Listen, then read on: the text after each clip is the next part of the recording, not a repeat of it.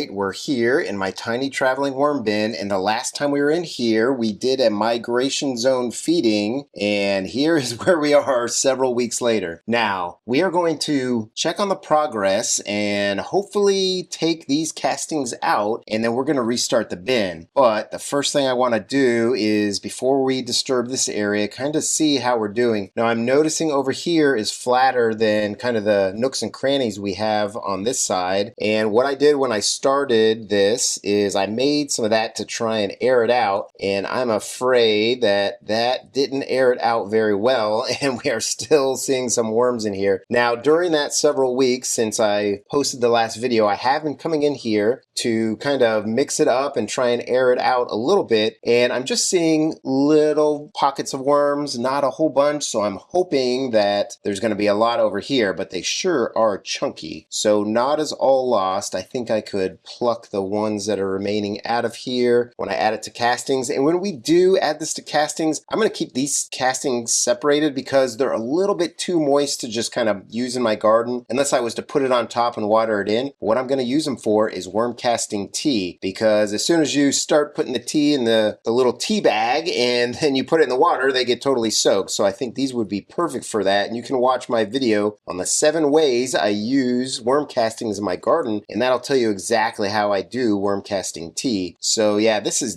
just really moist all throughout. I can even hear it as I'm kind of going through here. Now, as I lift up a handful, this doesn't look like 1,000 worms, so I am hoping that over here is where they are at. Now, we did put a little divider right here, and it was made out of cardboard, but I really don't see any signs of it, so I think they ate all through it. So let's lift up our plastic bubble wrap and see what we have right here. And the first thing I'm seeing is a whole bunch of mites, so let's go ahead and look back at what we put in here last, even though we have been feeding it for the last several weeks. First, we put in the leftover food scraps and old paper towel we had on top. Then we put in a new paper towel filled with strawberry tops, followed by a couple of apple cores, a couple of whole strawberries, some pepper tops, and half a banana with the whole peel. Next, we added in a bunch of used coffee grounds and pulverized eggshell grit. Finally, we added in a big handful of shredded cardboard and paper, but the executive producer pointed out some more things she wanted to put over into the feeding zone. And then finally, she let me put the plastic bubble wrap on top. So let's kind of dig right here where that cardboard was.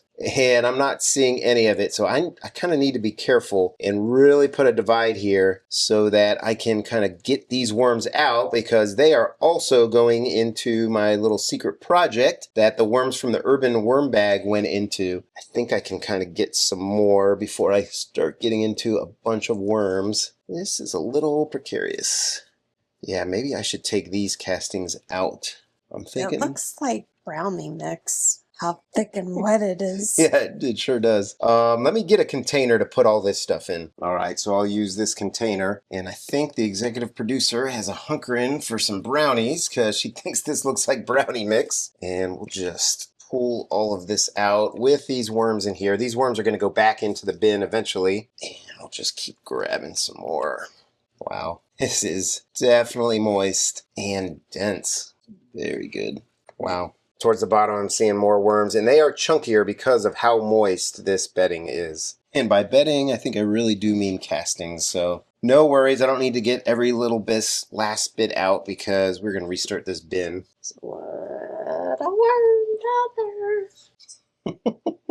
All right, we got a worm for her. All right, so whatever is left in here is going to remain in the bin, so I don't want to leave this many castings in here. So let me kind of scrape off the top and the sides a little bit until we get into a bunch of worms, and then I know I'll have to stop. But over on this edge and up high, I think is where they're all going to be.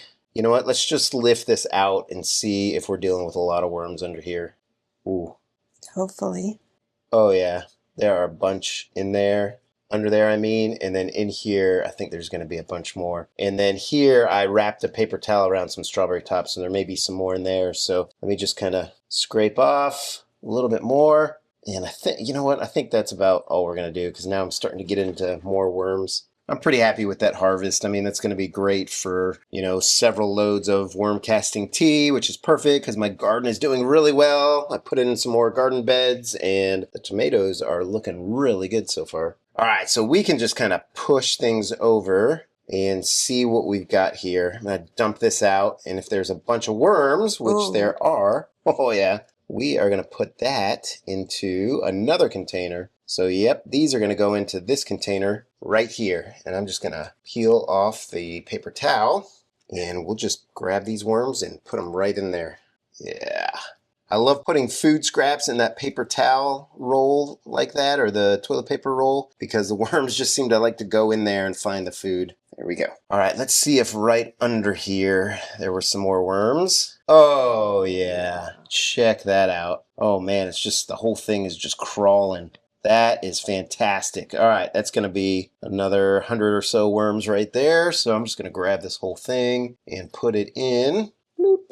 There, I'm making the camera work a little harder for the executive producer. She's having to zoom in and out here. Or I should say refocus. Oh, check that out. A bunch right there. Nice and fat and juicy too.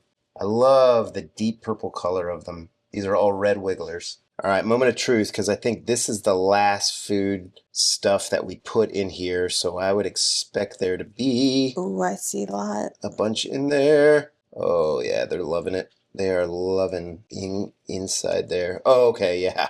Right here. Check that out. Oh, Ooh, my they're gosh. so fat. Check that out. That is a beautiful sight for a worm bin. Wow. You know what? I may not want to take all these because we need to populate this worm bin with worms. And if I take them all out, then there's not going to be any to eat the food. All right, there we go. I think that's enough. Yeah, how about you leave those? All right, we'll leave these. They've been working hard. It's that green. I was just looking at that too. That must be from a banana peel. Yep, we'll just take that out. The worms eat all around it and you can just take it out. Okay, so these worms have been doing great, and oh yeah, we've got plenty to repopulate this bin. Yep, hide in that corner. This is really, really moist. Oh yeah, I'm sorry. This is just like spaghetti, worm spaghetti in here. This is fantastic. All right, so what I'm going to do, I'm just going to shove them to the side because we need to put some bedding in here. And this stuff is really moist, so I'm going to do what I normally don't do, and that is to not moisten my bedding when I'm restarting a bin because I think this is enough moisture inside here. So I've ripped up some paper towel rolls, and I'm just going to put those just like that. I could shred them, and I probably should have shredded them, but, it's easier for me if I just throw them in. And then we are going to dump in a whole lot of shredded cardboard here, and I'm going to make a mess everywhere else. And then what I'm going to do is kind of grab this stuff and put it on here, and then just try and move everything around. So now I'm going to mix them up, and I'm sure the worms are not real happy with me right now. And as I do this, I'm also just going to kind of trying to understand if this is going to be enough moisture for them because this cardboard is super dry and those castings may not be enough. Let me just kind of feel as I mix it all in. All right, I think we might be all right because we are going to feed that as well, and I'm actually going to put some more cardboard in. So in we go with more cardboard, and believe it or not, in my opinion, it is better to have a slightly drier worm bin at the beginning than it is to have a wetter worm bin because when you have a wetter worm bin and if you overfeed, you can really get to anaerobic situations where the off-gassing can actually kill your worms. So what you see right here is definitely too dry for a brand new worm bin, and that just looks that way because I put that new stuff on top. But check out some of my other videos where I start new worm bins to see what the moisture level is good for a worm bin. And then we've got a beautiful worm right there that's going to get some nice food scraps right on top of it. So here's what we had in mind to feed. So we've got an apple core that we'll just pop in there. I've got some celery stalks. I'll kind of make a bridge over the top of that worm so he doesn't get frozen and he can move out. And then we've got some of the celery leaves as well. I think we'll skip on this whole apple. Maybe that'll go in the urban worm bag. But we will put in some banana peels right here. And I think just like that will do. Not a whole lot of color, but that's all right. And I don't know what you're thinking, but you may be thinking that this is a lot of food for that few number of worms. I maybe have, I don't know, maybe 400, 300 worms in here right now. but they have a lot of their old castings, which means they have billions and billions of microorganisms inside all those castings. They're going to help them eat this food, and they will get to it pretty quick. And I bet in, 2 weeks, almost all of this will be gone. And in 1 week, it would just be kind of remnants of it. Maybe you'd see some of the banana peel and maybe some of the apple right there. So I always like to go in with a little bit of used coffee grounds, and we'll just put that right on top of the food for them right there. That's just another food source for them. And this right here is worm teeth.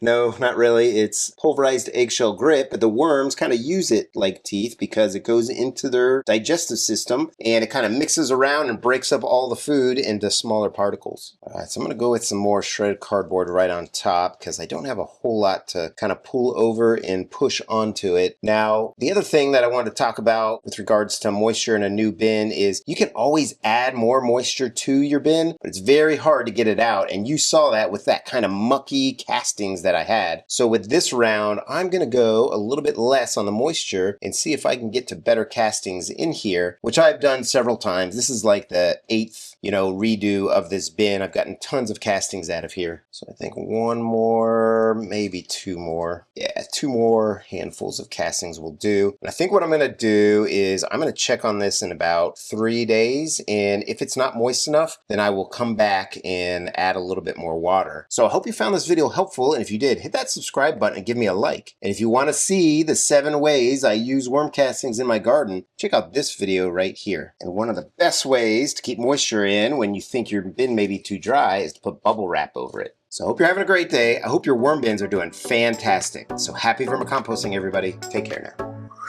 What a dirty hand.